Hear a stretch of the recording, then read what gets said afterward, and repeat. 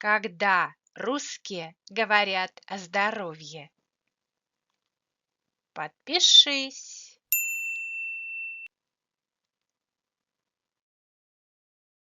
В России люди часто говорят о здоровье, обычно, когда чувствуют себя плохо.